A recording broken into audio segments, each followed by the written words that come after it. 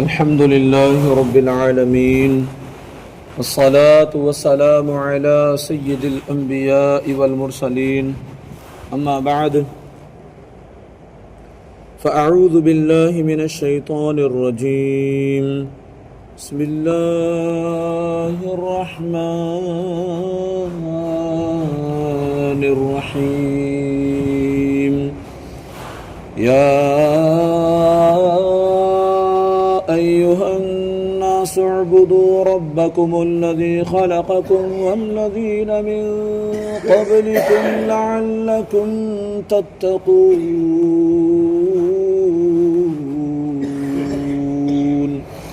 صدق الله العظيم۔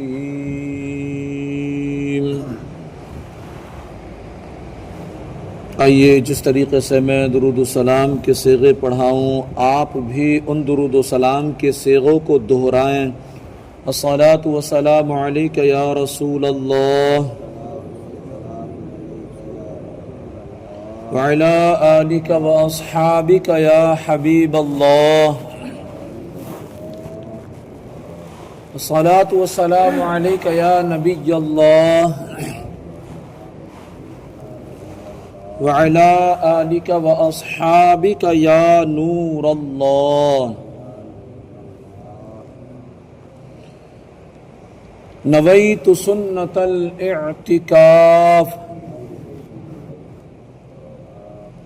پیارے پیارے اسلامی بھائیوں، داخل مسجد ہوتے وقت اعتکاف کی نیت کرنے کی عادت بنا لیں، اس کے بڑے فائدے ہیں۔ اللہ پاک کلام مقدس میں ارشاد فرماتا ہے یا ایہا الناس، اے لوگو۔ یہ عام خطاب ہے، کسی ایک زمانے یا کسی ایک طبقے کے لوگ مراد نہیں ہے یہاں، بلکہ ہر وہ جو انسان ہے حضرت آدم علیہ السلام کی اولاد میں سے ہے، وہ چاہے دنیا کے کسی بھی خطے میں رہتا ہو، کسی بھی زمانے میں ہو، غرض کے ہر انسان کے لیے حکم ہے۔ کیا حکم ہے؟ اعبدوا، عبادت کرو، عبادت کرو۔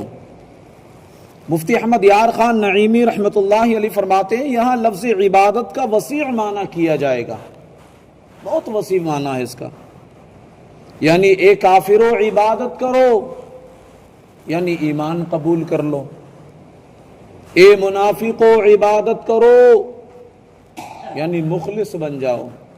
اے گناہ گارو عبادت کرو، یعنی گناہ چھوڑ کر نیک کاموں میں لگ جاؤ۔ غرض کے ہر طرح کے لوگوں کو ان کے حسب حال حکم ہے کہ عبادت کرو۔ کس کی عبادت کرو؟ فرمایا ربکم، ربکم، اپنے رب کی، اللہ تبارک و تعالی کی۔ ہمارا رب کون ہے؟ فرمایا الذی خلق لکم، الذی خلقکم والذین من قبلکم، جس نے تمہیں اور تم سے پہلے لوگوں کو پیدا کیا۔ یہ جملہ اللہ تبارک و تعالی کے مستحق عبادت ہونے کی دلیل ہے، یعنی اللہ پاک ہی وہ ہے جس نے تم پر بے شمار انعامات فرمائے۔ تم ابھی دنیا میں آئے بھی نہ تھے، اس سے صدیوں پہلے تم پر انعام کا سلسلہ شروع ہو گیا تھا۔ ہم دنیا میں آئے بھی نہ تھے کہ ہم سے صدیوں پہلے انعام کا سلسلہ اللہ تبارک و تعالی نے شروع کر دیا تھا۔ ذرا غور کیجئے، اگر اللہ پاک حضرت آدم علیہ السلام کو پیدا نہ فرماتا تو کیا ہم دنیا میں آتے؟ نہیں۔ چلیے آدم علیہ السلام کو پیدا فرمایا، ان کے یہاں اولاد ہی نہ ہوتی تو ہم دنیا میں آتے؟ نہیں۔ چلیے اولاد بھی ہوئی، مگر آپ کی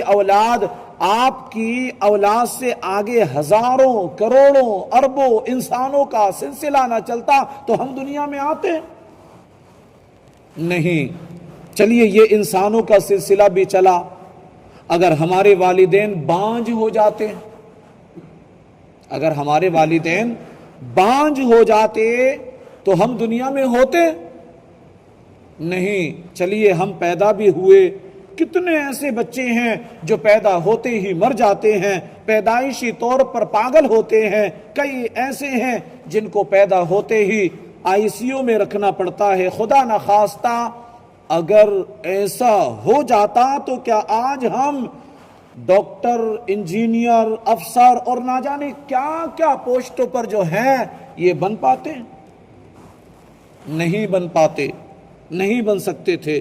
مزید غور کیجئے، ہمارے باپ دادا بھی پیدا ہوئے، ہم بھی دنیا میں آ گئے، لیکن اگر یہاں زندگی گزارنے کے اسباب ہی نہ ہوتے، یہاں زندگی گزارنے کے اسباب ہی نہ ہوتے، کائنات میں کتنے ایسے سیارے ہیں، مشتری، مریخ، زحل وغیرہ، سائنسدانوں کے بقول جہاں جانے کی کوششیں کی جا رہی ہیں، مگر وہاں زندگی گزارنے کے اسباب ہی نہیں ہیں۔ آکسیجن، ہوا، پانی وغیرہ ہزاروں قسم کی ضروریات ہیں جو وہاں نہیں ہے، اس لیے ہم وہاں نہیں جا سکتے۔ چلے بھی جائیں تو زندہ نہیں رہ پائیں گے۔ اگر یہ زمین بھی ایسی ہی ہوتی تو کیا ہم دنیا میں ہوتے؟ ہم زندہ رہ پاتے؟ کیا ہم یہاں زندگی گزار لیتے؟ کہ یہاں لاکھوں کروڑوں کے کاروبار شروع کر لیتے؟ یہ ساری نعمتیں جو ہمیں نظر آ رہی ہیں، جنہیں ہم استعمال کر رہے ہیں، کیا یہ سب کچھ ہوتا؟ یہ سب کچھ ہوتا؟ نہیں ہوتا۔ اندازہ لگائیے یہ کتنی صدیوں پر مشتمل انعامات ہیں جو ہم پر مسلسل ہوئے جا رہے ہیں۔ اللہ پاک نے ہمیں بھی پیدا کیا، ہم سے پہلے جو ہمارے باپ دادا پر دادا وغیرہ ہوئے انہیں بھی پیدا کیا، پھر ان میں ہر ایک کو صرف پیدا نہیں کیا بلکہ ان کے لیے زندگی گزارنے کے اسباب بھی مہیا کیے، انہیں زندگی بھی دی اور ان کی پرورش، مناسب نشود و نما اور دنیا میں جیتے رہنے کے اسباب بھی فراہم کیے۔ کیا کوئی اور ایسی ہستی ہے جو ہم پر اتنے سارے انعامات کر سکے؟ کیا کوئی اور خالق ہے، کوئی اور رازق ہے؟ وہ سارے جھوٹے خدا جن کو غیر مسلم پوجتے ہیں، کیا ان میں سے کوئی ہے جو اتنے انعامات کر سکتا ہو؟ نہیں ہے، اور ہرگز نہیں ہے۔ کفار مکہ نے بھی اس بات کو تسلیم کیا تھا۔ قرآن کریم میں اللہ تبارک و تعالی نے ارشاد فرمایا، قل من يرزقكم من السماء والارض ام من يملك السمع والابصار ومن يخرج الحي من الميت ويخرج الميت من الحي ومن يدبر الامر فسيقولون الله فقل افلا تتقون۔ تم فرماؤ آسمان اور زمین سے تمہیں کون روزی دیتا ہے؟ یا کان اور آنکھوں کا مالک کون ہے؟ اور زندہ کو مردے سے اور مردے کو زندہ سے کون نکالتا ہے؟ اور کون تمام کاموں کی تدبیریں کرتا ہے؟ تو اب کہیں گے اللہ۔ تو تم فرماؤ تو تم ڈرتے کیوں نہیں اس سے؟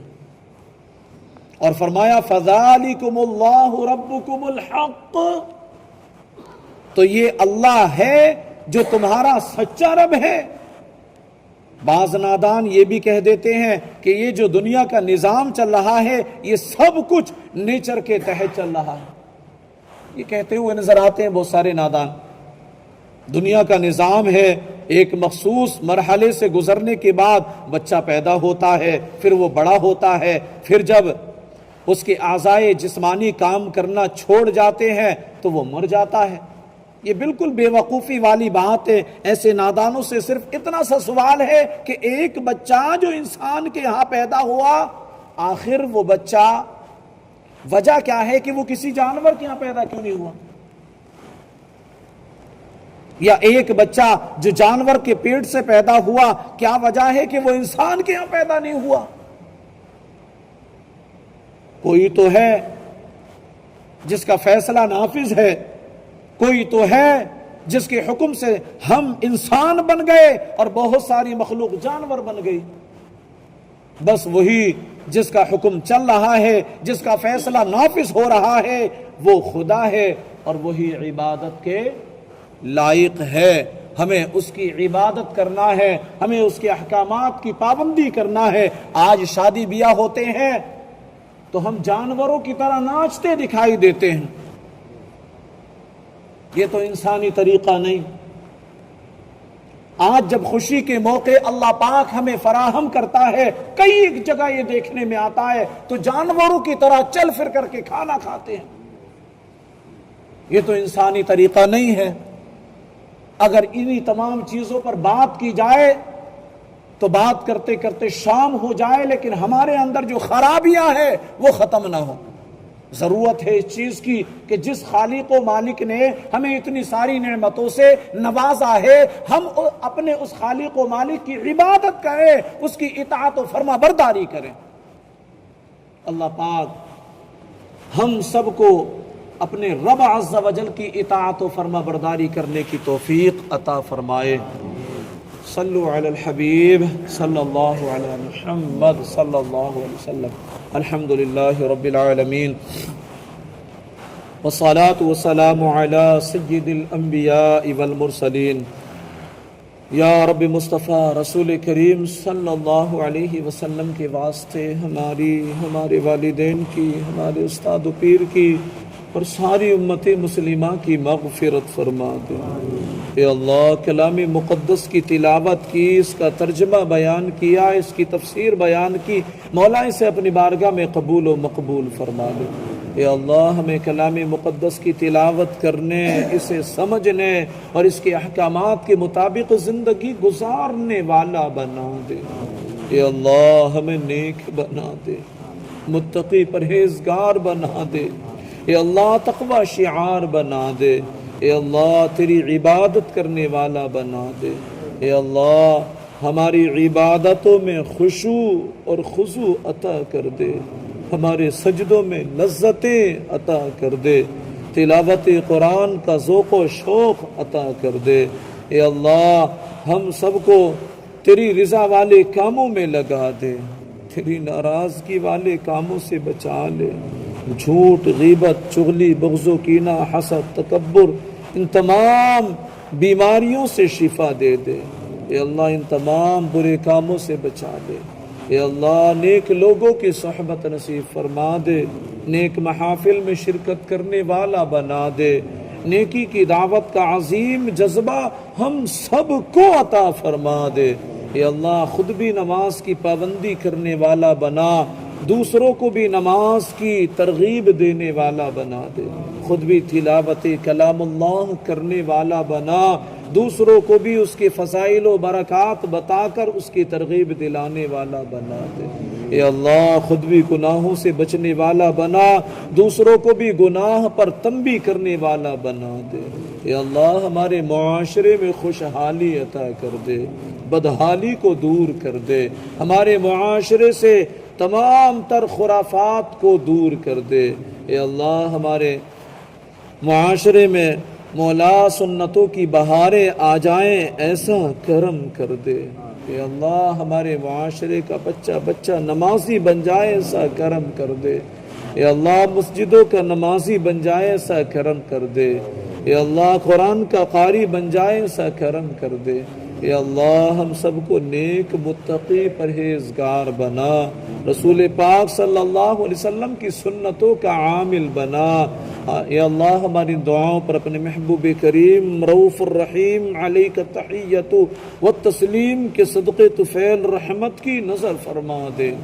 سبحان ربک رب العزت عما یصفون وسلام علی المرسلین والحمد للہ رب العالمین۔ لا الہ الا اللہ محمد الرسول اللہ صلی اللہ علیہ وسلم۔ کعبے کے بدرود جا تم پہ کروڑوں درود، طیبہ کے شمس و ضحیٰ تم پہ کروڑوں درود، شافع روز جزا تم پہ کروڑوں درود، شافع روز جزا تم پہ کروڑوں درود، دافع جملہ بلا تم پہ کروڑوں درود، کعبے کے بدر و دجا اور کوئی غیب کیا تم سے نہا ہو بھلا، اور کوئی غیب کیا تم سے نہا ہو بھلا، جب نہ خدا ہی چھپا تم پہ کروڑوں درود، کعبے کے بدر و دجا کام وہ لے لیجئے تم کو جو راضی کرے، کام وہ لے لیجئے تم کو جو راضی کرے، ٹھیک ہونا میں رضا تم پہ کروڑوں درود، کعبے کے بدر و دجا تم پہ کروڑوں درود، طیبہ کے شمس و ضحیٰ تم پہ کروڑوں